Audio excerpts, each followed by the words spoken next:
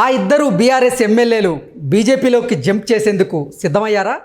మాకు ఎంపీ టిక్కెట్లు ఇస్తే మేము జంప్ చేసేందుకు సిద్ధం అంటూ ఆ బీఆర్ఎస్ ఎమ్మెల్యేలు బీజేపీ నాయకులకు సంకేతాలు పంపించారా అంటే అవుననే సమాధానం ఇస్తున్నారు కొంతమంది రాజకీయ విశ్లేషకులు. ఇక ఇదే అంశానికి సంబంధించి మనతో మాట్లాడేందుకు ప్రముఖ రాజకీయ విశ్లేషకులు కృష్ణకుమారి గారు మనతో ఉన్నారు. మేడంతో మాట్లాడు. మేడం నమస్తే. మేడం, ఆ ఇద్దరు బీఆర్ఎస్ ఎమ్మెల్యేలు బీజేపీలోకి జంప్ చేసేందుకు సిద్ధమయ్యారని, మాకు ఎంపీ టికెట్లు ఇస్తే మేము జంప్ చేసేందుకు సిద్ధం అంటూ కూడా వారు బీజేపీ నాయకులకి సంకేతాలు పంపించారంటూ కూడా ఒక వార్త ఇప్పుడు సోషల్ మీడియాలో చక్కర్లు కొడుతుంది. ఏంటి మేడం, ఆ వార్తలో వాస్తవం ఉందా? అసలు ఇద్దరే అని ఎందుకంటున్నారు? ఇంకా చాలామంది వెళ్తారు టీఆర్ఎస్ నుంచి. ఓకే, టీఆర్ఎస్ నుంచి చాలామంది వెళ్తారు. ఇటు కాంగ్రెస్లోకో లేకపోతే అటు బీజేపీలోకో వెళ్తారు. టీఆర్ఎస్ పార్టీ ఖాళీ అయిపోయే పార్టీ. ఇప్పుడు నిన్న బొంతు రామ్మోహన్ మాజీ మేయర్ రేవంత్ రెడ్డిని కలిశాడు. ఆయన మల్కాజ్గిరి టికెట్ ఆశిస్తున్నాడు.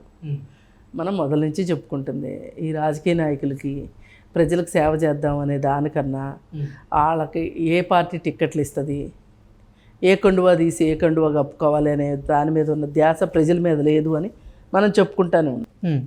వీళ్ళు పోటీ చేసేదే, రాజకీయాల్లోకి వచ్చేదే డబ్బులు సంపాదించాలని, అలాగే ఏ రాజకీయ పార్టీలో చేరితే గెలుస్తాము అనే ఒక అంచనాలు వేసుకుని మరీ పోటీ చేస్తా గెలుస్తున్నారు, డబ్బులు సంపాదించుకుంటున్నారు. గెలవకపోయినా కానీ ఇతోధికంగా సహాయ సహకారాలు అందించి కాంట్రాక్టుల పేరుతోనో ఇంకో పేరుతోనో డబ్బులు సంపాదించుకుంటున్నారు. ఇవాళ ఏ రంగం డబ్బులు ఖచ్చితంగా సంపాదించే రంగము అని కానీ మనం వెతికితే కనుక రాజకీయ రంగమే. వ్యాపార రంగం కూడా వీళ్ళందరికీ కమిషన్లు ఇచ్చుకుంటా వ్యాపార రంగం కూడా అంత హ్యాపీగా ఏం లేదు. ఓకే, ఇక ఇంకేమి చేత కాదు కాబట్టి చేస్తున్నారు. అయ్యి వీళ్ళందరికీ పంచుకుంటా వెళ్తున్నారు. ఇప్పుడు నేను చూడండి, శివబాలకృష్ణ హెచ్ఎండిఏలో, నేనే కాదు నా పైన చాలామంది ఉన్నారు, నా కింద చాలామంది ఉన్నారు అని చెప్పి చేతులు ఎత్తేసాడు. అవును. ఇప్పుడు పై వాళ్ళని ఎట్ట పట్టుకుంటారు? పై వాళ్ళు అంటే గతంలో మీరు చెప్పినట్టుగా అవినీతి మింగళాలా? ఇప్పుడు పై వాళ్ళు అంటే మంత్రి వరకు ఉంటుంది. ఇప్పుడు శివబాలకృష్ణ ఐఏఎస్ కాదు, ఆయన పైన ఒక ఐఏఎస్ ఉంటాడు. అవును. ఐఏఎస్ పైన ఇంకో ఐఏఎస్ ఉంటాడు, వాళ్ళ పైన ప్రిన్సిపల్ సెక్రటరీ ఉంటాడు, వాళ్ళ పైన మినిస్టర్ ఉంటాడు, ఆ పైన అది ఇది కాదంటే పెద్ద బాస్ ఉన్నాడు. మరి ఇంతమందికి వాటాలు పంచేటప్పుడు కింద వాళ్ళు ఏమీ తీసుకోకుండా గుళ్ళో దేవుళ్ళలాగా పనిచేస్తారా? చేయరు కదా. వాళ్ళు నొక్కుతారు కదా. యాతావాత ఒక 100 రూపాయలు ఇలాంటి అక్రమ సంపాదన వచ్చింది అంటే తెలాపాపం తలా పిడికిల్లాగా పంచుకుంటారు. మరి ఈ అధికారులు ఎన్ని డబ్బులు సంపాదిస్తున్నప్పుడు రాజకీయ నాయకులు ఊరుకుంటారా? ఇప్పుడు రాజకీయ నాయకులకి ఈ అధికారులు అవినాభావ సంబంధమే కదా. ఈజ్ ఈక్వల్ టు అవినీతి పెట్టుబడి, అవినీతి సంపాదన. అవును. అసలు వీళ్ళు పెట్టే పెట్టుబడి ఏంటి చెప్పండి? ఇంకా వ్యాపారస్తులు అంటే పెట్టుబడి పెట్టాలి. కార్మికులతోనో వాళ్ళ దగ్గర ఉద్యోగుల దగ్గర రాక్షసులు అనిపించుకుంటా పనులు చేయించుకోవాలి. అవునా? అవును. ఇన్ని కష్టాలు పడి వాళ్ళు డబ్బులు సంపాదిస్తే వీళ్ళు ఏమీ చేయకుండా రాజకీయాల్లోకి వచ్చి డబ్బులు సంపాదించడమే. ఇప్పుడు నిన్నాడెవడో సింగోటం రాము అంట, వాడు ఒకప్పుడు ఆటో డ్రైవర్ అంట. అంటే ఆటో డ్రైవర్గా ఉండిపోవాలని నేనేం కోరుకోవట్లే.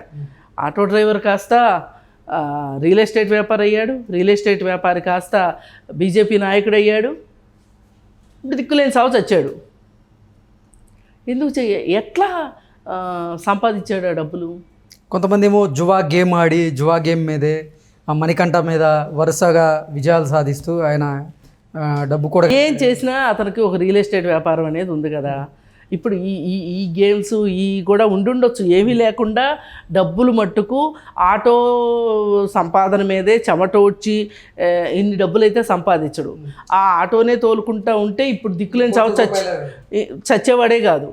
ఇప్పుడు వాడి నగలు, వాడి నడక, వాడి వేషాలు షార్ట్స్లో చూపిస్తున్నారు కదా సోషల్ మీడియాలో. మరి ఏం చెప్తాం చెప్పండి? ఇట్లాంటి వాళ్ళు రాజకీయాల్లోకి వచ్చి డబ్బులు సంపాదిస్తుంటే ఇక వీళ్ళకి డబ్బు సంపాదించడమే అయిపోయింది కదండి. అసలు ఇప్పుడు మనం ఎక్కడ మొదలెట్టాం? పార్టీ మారే దగ్గర మొదలెట్టాం. అవును. పార్టీలు ఎందుకు మారుతున్నారు? గెలిచే పార్టీ దగ్గరికి వెళ్ళాలనుకుంటున్నారు. ఇప్పటిదాకా సంపాదించిన అడ్డమైన గడ్డి సంపాదన ఉంది కదా, ఈ సంపాదన ఖర్చు పెట్టి గెలుస్తారు. గెలిచిన తర్వాత మరి కాస్త సంపాదిస్తారు. ఇది పెట్టుబడి వాళ్ళకి. ఓకే, మళ్ళీ సంపాదిస్తారు, మళ్ళీ లాభాలు.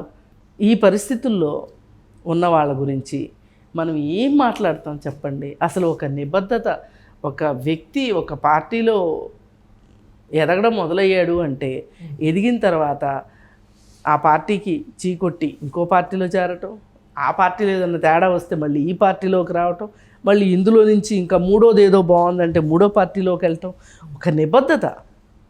అసలు ఇట్లాంటి పరిస్థితుల్లో గనకండి మనకి ఏమన్నా స్వాతంత్ర పోరాటం లాంటిది వస్తే అసలు ఇక మనం జీవితంలో స్వాతంత్రం రాదు మనకి.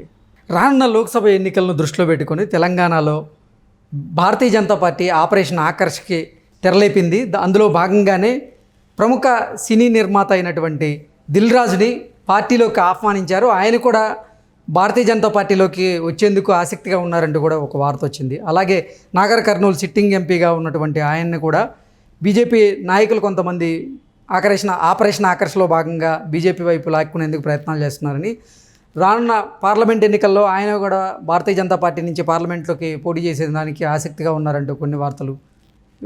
కొంతమంది బీఆర్ఎస్ ఎమ్మెల్యేలు కూడా పార్టీ మారి బీజేపీ తీర్థం పుచ్చుకొని రానున్న పార్లమెంట్ ఎన్నికల్లో ఎంపీగా పోటీ చేసేందుకు సిద్ధంగా ఉన్నారని కొన్ని వార్తలు, ఇలా రకరకాల వార్తలు వస్తాయి. మీరు వీళ్ళు వాళ్ళు అని లేదండి. నిన్న మొన్నటి దాకా కాంగ్రెస్ ఇక్కడ చాలా మొన్న గెలిచిన సీఎం అయిన పరిస్థితి వాతావరణం చూసారా? అప్పుడు బీజేపీ ఒక రకంగా కొంచెం స్తబ్దుగా అయిపోయింది.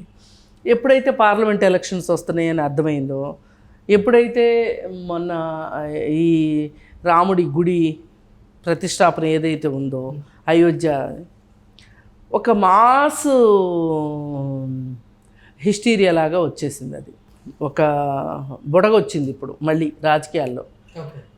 ఈ బుడగ ఇది నిజమైన రాజకీయ బలం కాదు. రాజకీయ బలం ఇంత త్వరగా పోదు, ఇంత త్వరగా రాదు. అది ప్రజల్లో నాటుకున్న పరిస్థితి అయితే కాదు. ఇది ఒక వెల్లువలాగా వచ్చింది.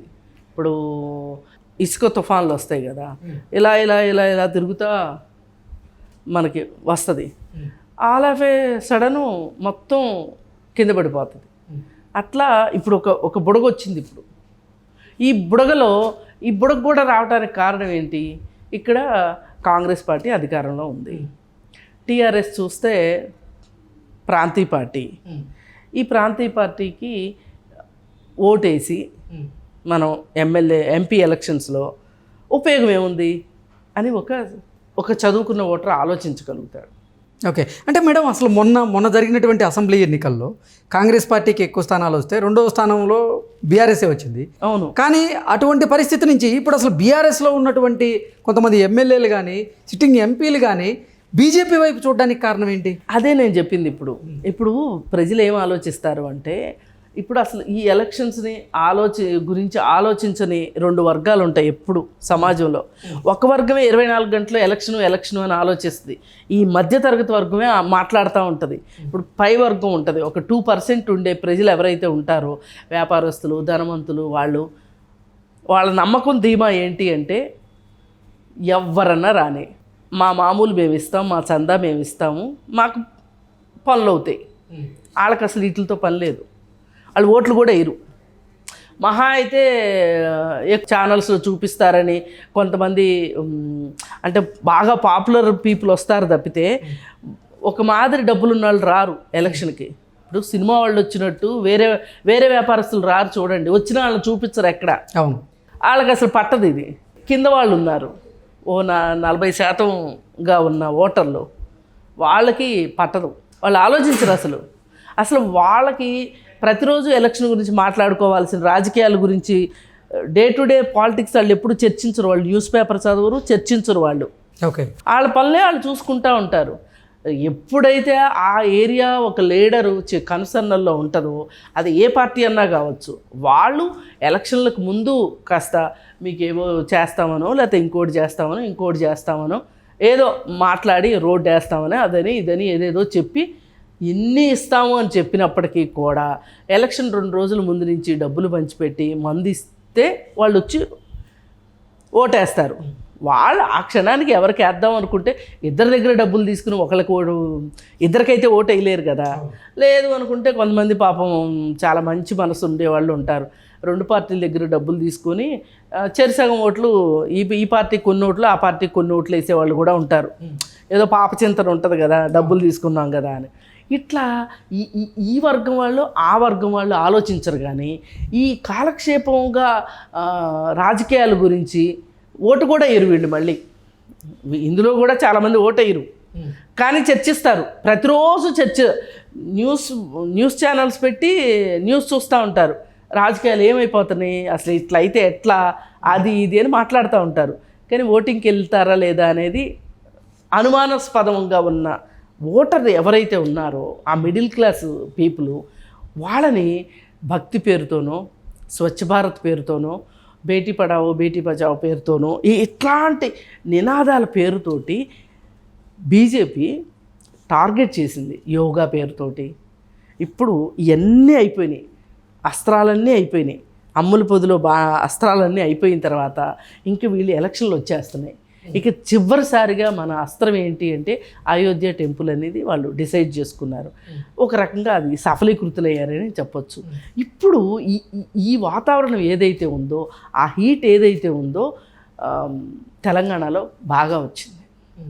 పైగా ఇప్పుడు ఆంధ్రాలాగా ఎమ్మెల్యే ఎలక్షన్ కూడా లేదు, కేవలం ఎంపీ ఎలక్షన్. ఈ కేవలం ఎంపీ ఎలక్షన్ ఉన్నప్పుడు ఎక్కువగా పార్టీ మారే అవకాశం ఉంటుంది. ఎందుకు అంటే ఇప్పుడు టీఆర్ఎస్ పార్టీ ఉంది, ఎన్ని చెప్పినా టీఆర్ఎస్ పార్టీకి ఓటేస్తే ఇది కేంద్రంలో అధికారంలోకి వస్తా రాదు. ఇలా ఆలోచించగలిగిన కెపాసిటీ ఉన్న వాళ్ళు కూడా ఉంటారు. ఓకే, ఇప్పుడు టీఆర్ఎస్కి ఎంపీకి ఓటేశారనుకోండి, టీఆర్ఎస్ బాగా బలంగా ఉందనుకోండి, నాకు మీరు కారు సారు 16 అన్నాడు ఒకప్పుడు ఎవరు, కేసీఆర్. అవును, అంటే ఒక ఊపు వచ్చింది, బాగా వేశారు ఓట్లు.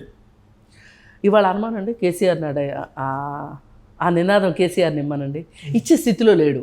అలాంటప్పుడు ఓటర్లు ఇలా నమ్ముతారు. ఓకే, ఇప్పుడు జగన్మోహన్ రెడ్డి అది ఒక జాతీయ పార్టీ కాదు, కానీ ఏం చెప్పుకొచ్చాడు ఆయన, నాకు మీరు 25కి 25 ఇవ్వండి, నేను కేంద్రం మెడలు ఉంచుతాను అన్నాడు. ఈసారు సరే 22 వచ్చినాయి. ఆయన ఏం మెడలో ఉంచాడో, లేదా వాళ్ళ మెడలో ఉంచాడో, వాళ్ళు ఈయన మెడలో దించాడో, ఈయన 5 ఏళ్లలో అందరం చూసాం. గెలిచిన 1 మంత్కే బయటకు వచ్చేసి వాళ్ళకి కావాల్సిన స్థానాలు వాళ్ళకి వచ్చి నేను ఏం చేయలేకపోతున్నానని అని చెప్పేశాడు. అయితే మరి ఈ పరిస్థితుల్లో ఇక్కడ ఏకపక్షంగా కాంగ్రెస్కి వెయ్యనిస్తుందా బీజేపీ? తనకెంతో కొంత వాపో బలమో ఉందని నమ్ముతుంది బీజేపీ. ఓకే, ఇప్పుడు ఒక అధికార పక్షం అంటూ ఉంది అన్నప్పుడు ప్రతిపక్షం కూడా ఉంటుందిగా. అవును, న్యాచురల్గా. ఈ పరిస్థితుల్లో బీజేపీకి కూడా ఎక్కువ మంది మొగ్గు చూపుతున్నారు.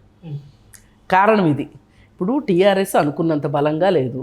17 స్థానాలకి కాంగ్రెస్ ఎంతమందికని సీట్లు ఇస్తుంది? ఇప్పుడు కాంగ్రెస్లోనూ టీఆర్ఎస్ గెలవదు, కాంగ్రెస్లోనే కాబట్టి మరి 3-4 నెలల్లోనే అంత మార్పు వచ్చేస్తుందా అని ఎవరన్నా అడగొచ్చు. ఈక్వేషన్ ఇదే. ఓకే, కాంగ్రెస్ ఎంతమందికి సీట్లు ఇస్తుంది? దిల్ రాజు పేరు ఎత్తారు మీరు ఇందాక. దిల్ రాజు పోటీ చేయాలనుకుంటున్నాడు. అసలు మొన్న అసెంబ్లీ ఎలక్షన్లప్పుడు దిల్ రాజు కాంగ్రెస్ పార్టీలో చేరతాడంట, ఎంపీగా పోటీ చేస్తాడంట అని ఒక వార్త వచ్చింది. ఆ వార్తలో ఎంతో కొంత వాస్తవం ఉండుంటుంది. కానీ రోజు రోజుకి మారుతున్న పరిణామాల దృష్ట్యా బీజేపీ నేనున్నాను అని అంగలేసుకుంటా వస్తున్న ఈ పరిస్థితుల్లో ఎవరికైనా ఏమనిపిస్తుంది?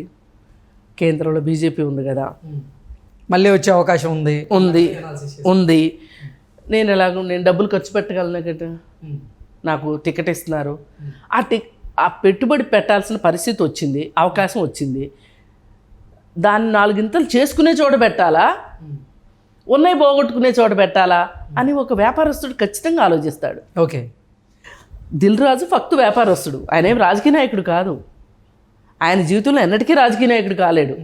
కాకపోతే పరిస్థితులు అనుకూలించినాయి, ఆయన చేతిలో డబ్బులు ఉన్నాయి, సీటు తెచ్చుకోగలడు, పోటీ చేయగలడు. ఇట్లాంటి వాళ్ళు చాలామంది ఉన్నారు రాజకీయాల్లో. ఆయన ఒక్కడే మొదటివాడు చివరివాడు అని కాదు.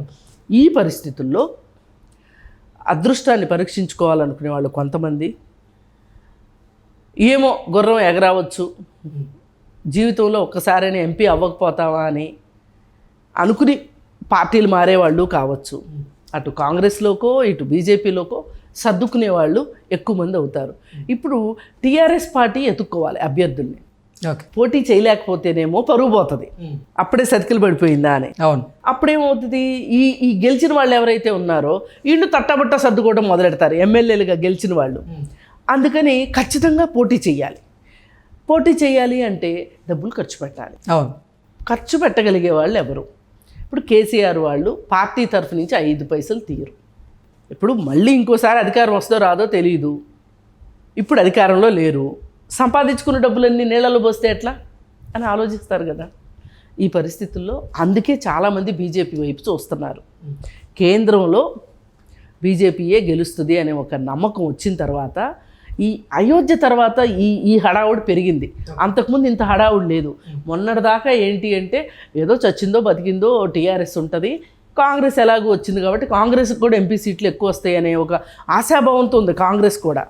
ఇప్పుడు ఈ అయోధ్య విషయం వచ్చిన తర్వాత, బీజేపీ పుంజుకోవటం మొదలెట్టిన తర్వాత ఎక్కువ మంది వలసలు బీజేపీలోకి స్టార్ట్ అయ్యారు. Okay. Okay madam, thank you. Thank you.